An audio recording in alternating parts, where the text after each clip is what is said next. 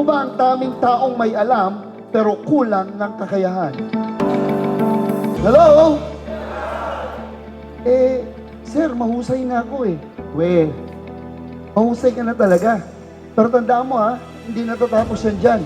Dahil ang mahusay, may iuhusay pa.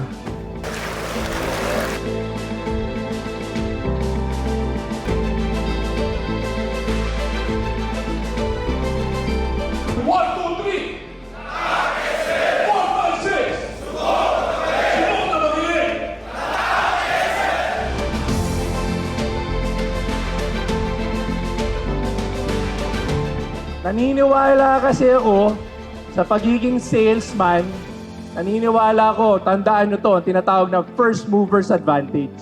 So kailangan tayo ay maliksi, mabilis, magaling. Araw-araw ay pagsubok sa buhay.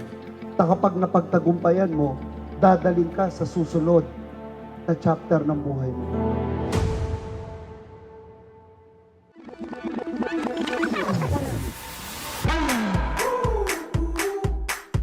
Y'all ready to go? Come on. Let's do it.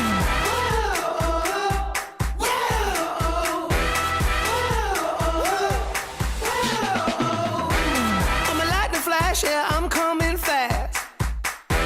Better brace yourself, feel my thunder crash. Ginawa itong kick-off na ito para madagdagan ng ating kapasidad. I'm born for this, yeah, ready, get set. When you have these kinds of trainings or opportunities to learn, grab it, embrace it. Hindi natatapos dun yun. Kailangan, once you learn something, kailangan gawin, i-execute natin. Tama? I'm making moves. I'm ready to go. I'm making moves.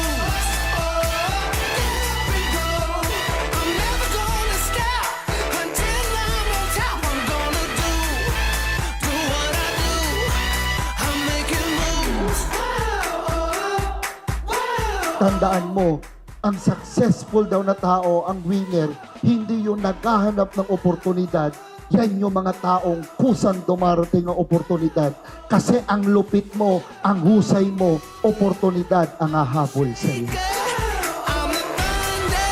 I'm an earthquake. I'm a mover. I'm a shaker. I'm the thunder. I'm an earthquake. I'm making moves. I'm ready to go. I'm making moves. Yeah.